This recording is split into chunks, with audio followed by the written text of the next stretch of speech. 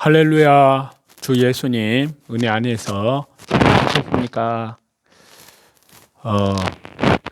주 예수님의 재림의 징조 11강의 말씀을 전가하려고 하는데요.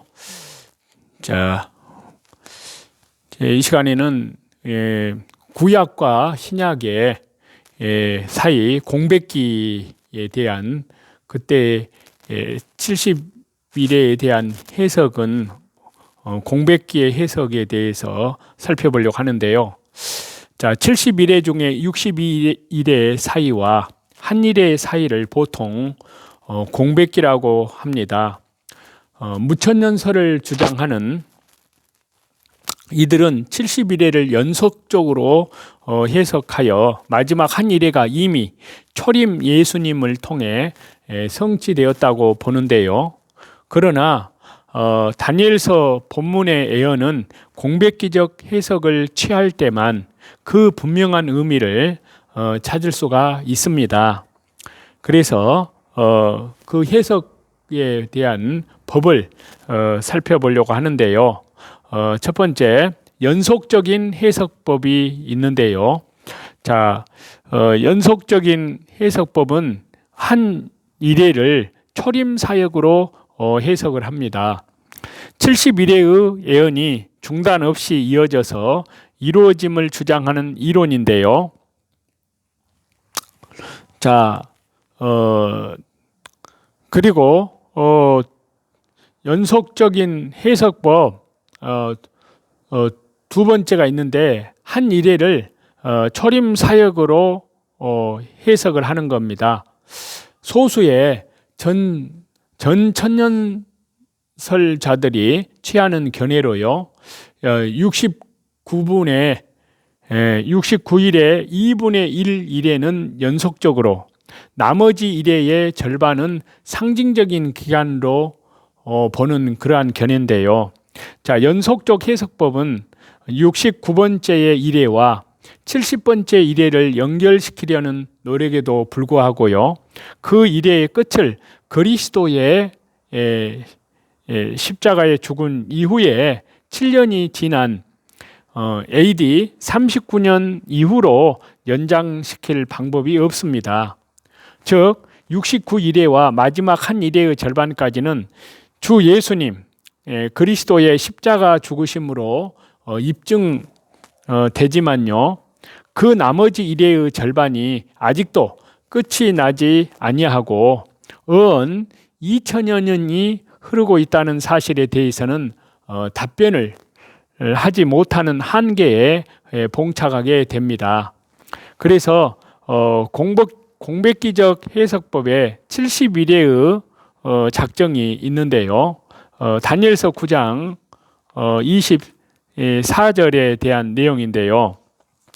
자, 69번째 일회와 마지막 한 일회인 70번째 일회가 다니엘서 9장 26절의 사건이 성취되는 알 수 없는 시간적인 간격이 흐른 후에 이어질 것으로 보는 방법입니다. 이와 같이 69일회와 70번째 일회 사이에 공백기가 존재하는 것을 최초로 주장한 학자는요, 히폴리투스인데 그는 교회의 대환란 통과와 69번째 일회와 70번째 일회 사이에 공백기를 인정한 학자였습니다. 이것은 또한 우리가 취하는 이론입니다. 그러면 이론적으로 볼 때 왜 공백기가 필요하냐 하는 것입니다. 첫 번째는 장차 이루어진다고 했기 때문입니다. 자, 다니엘서 9장 27절인데요. 그가 장차 많은 사람으로 더불어 한 일회 동안의 언약을 굳게 정하겠고.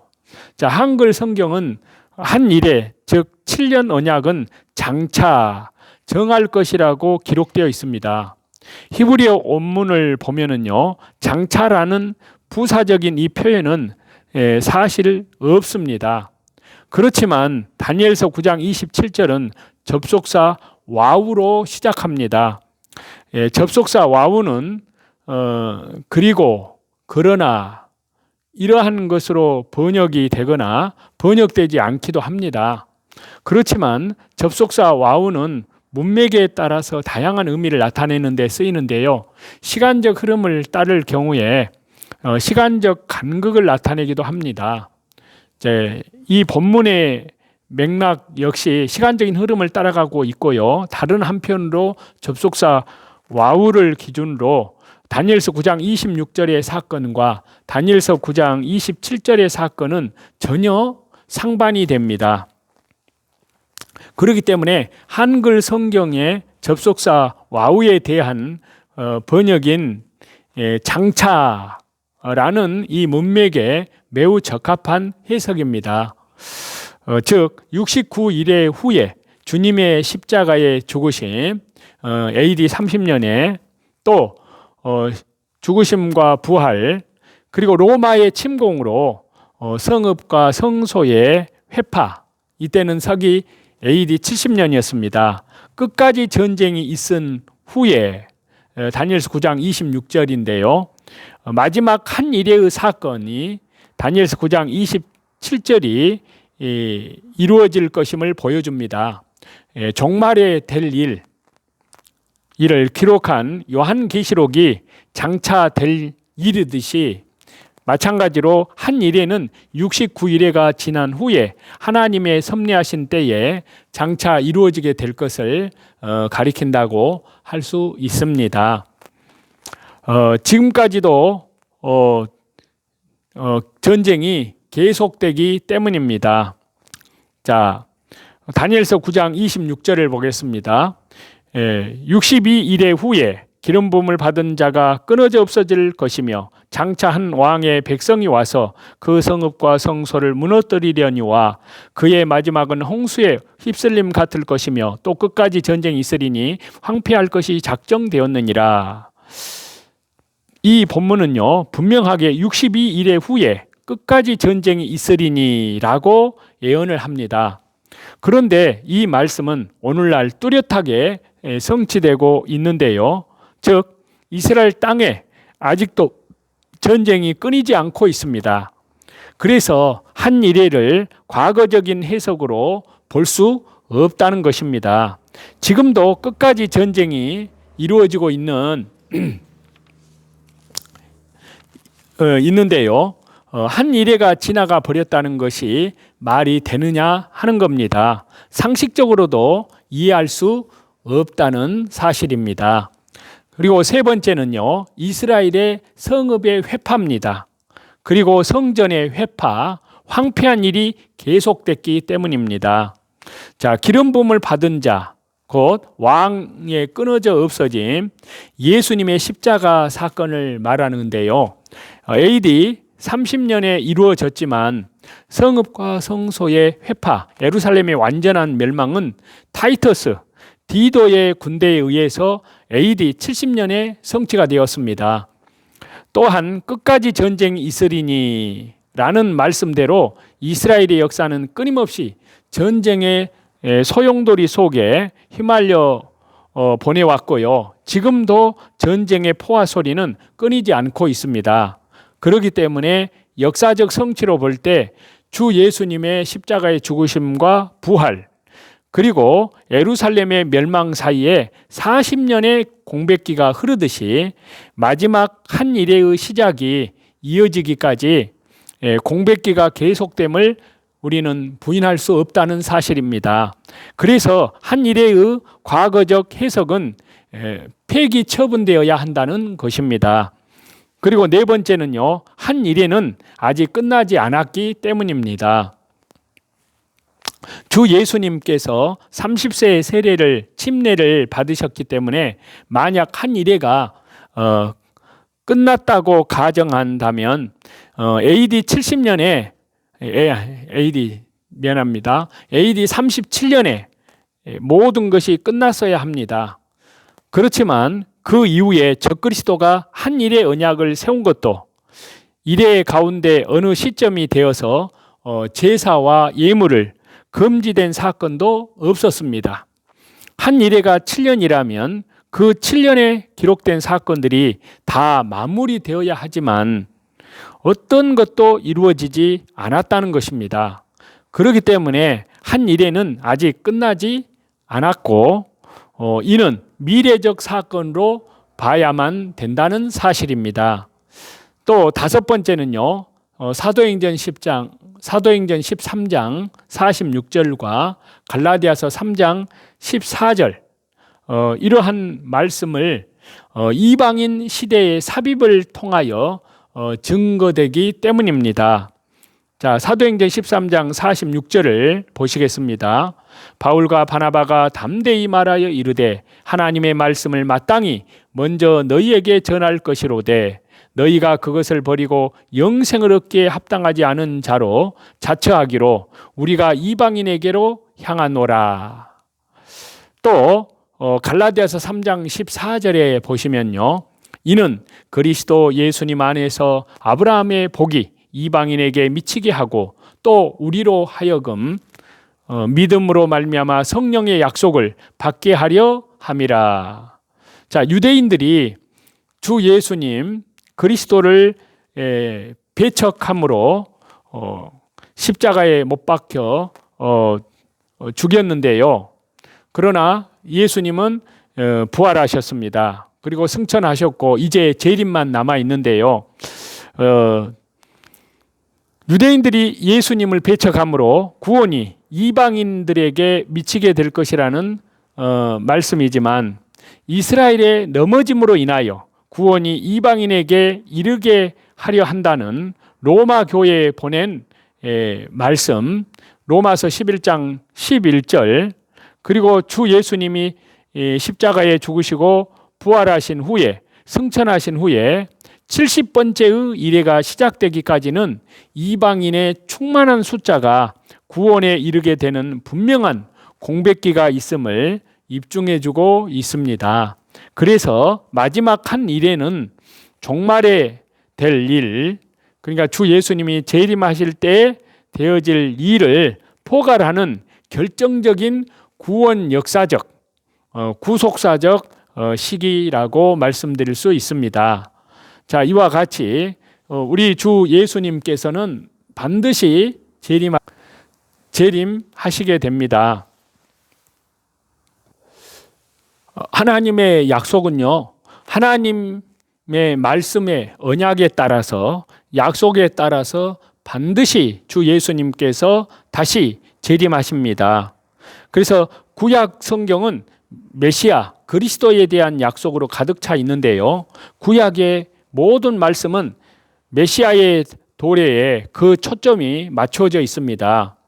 또 구원자 메시아에 대한 암시는 아담의 타락 바로 후에 창세기 3장에서 처음 등장하는데요. 하나님께서는 여자의 후손이 뱀의 머리를 상하게 할 것이라고 약속을 하셨습니다. 창세기 3장 15절이에요. 그리고 구약의 마지막 책, 마지막 말씀, 마지막 장에서 하나님은 언약하시고 약속하셨습니다. 거기에 보면은 말라기 4장 2절인데요. 내 이름을 경외하는 너희에게는 공의로운 해가 떠올라서 치료하는 광선을 비추리니. 이 두 개의 약속 사이에 있는 구약의 말씀들은 오실 구원자에 대한 예언으로 채워져 있습니다. 333번 이상 오실 메시아, 재림하실 메시아를 분명하게 언급하고 있습니다. 그 예언들 중에서 100개 이상은 주 예수님의 초림, 첫 번째 강림으로 성취되었던 것입니다. 그리고 나머지 이제 200개 이상은 예수님, 다시 재림하시는 예수님에 대한 말씀으로 가득 차 있다고 할 수 있습니다. 그래서 저와 여러분, 우리가 살고 있는 이 시대는 주 예수님의 재림 7년 대환란을 앞두고 있는 바로 직전에 저와 여러분이 살고 있음에 틀림없다는 것을 이 시대의 흐름과 말씀을 통해서 우리는 분별할 수 있어야 합니다. 그렇기 때문에 오늘 또 나를 부인하고 나의 십자가를 지고 오직 주님 믿음의 주요 온전케 하시는 주 예수님만을 바라보고 날마다 말씀을 읽는 것, 또 말씀을 듣는 것, 말씀을 순종하는 것 뿐만 아니라 더 나아가 기도, 참으로 항상 기도하고 낭망치 말아야 될 것을 비유로 말씀하신 주님, 인내함으로 이 성도들의 인내와 또 그 믿음이 그리스도의 장성한 믿음의 분량에까지 성장해 가야 될 줄로 믿습니다. 그 일을 위해서 성령님께서는 이제 주 예수 그리스도의 재림을 향하여서 주의 몸된 교회 그리스도의 신부들을 이제 말씀과 기도와 또 예배로 성령님께서 그리스도의 순결한 신부들로 단장해 가고 있습니다. 그러한 은혜 안에 살고 있는, 은혜 시대에 살고 있는 저희들, 이제 밖으로는 이뤄진 영혼들에게 때를 얻든지 못 얻든지 복음을 전파하는, 주님 재림하실 때까지 신실하게 오늘이라 일컫는 동안에 오늘 또 주 예수 그리스도 은혜 안에서 정상적인 현실의 신실한 성실한 삶 가운데 주님과 믿음으로 동행하는 가운데 주님을 영광 중에 맞이할 수 있는 저와 여러분이 다 되시기를 다시 재림하실 우리 주 예수 그리스도의 이름으로 간절히 축원합니다. 찬송 드리시겠습니다.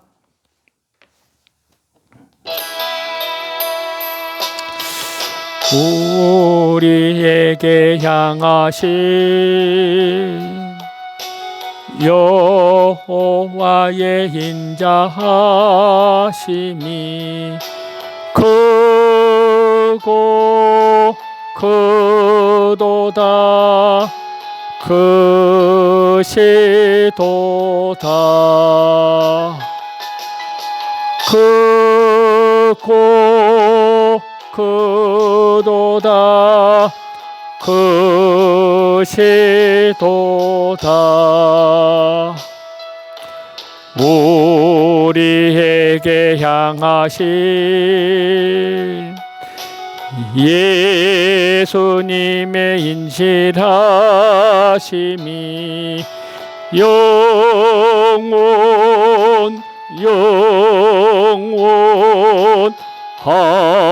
하시도다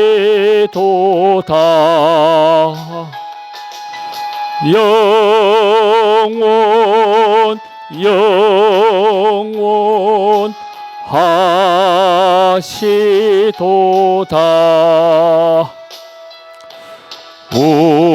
우리에게 향하신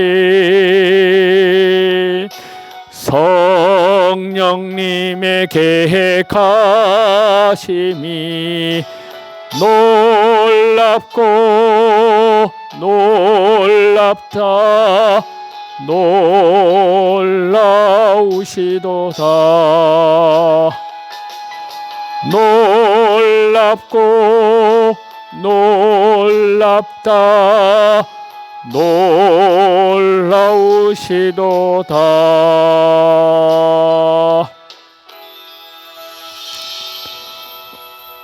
모든 존귀와 영광과 감사와 찬양을 우리 성삼위일체 우리 하나님께만 돌립니다. 감사합니다.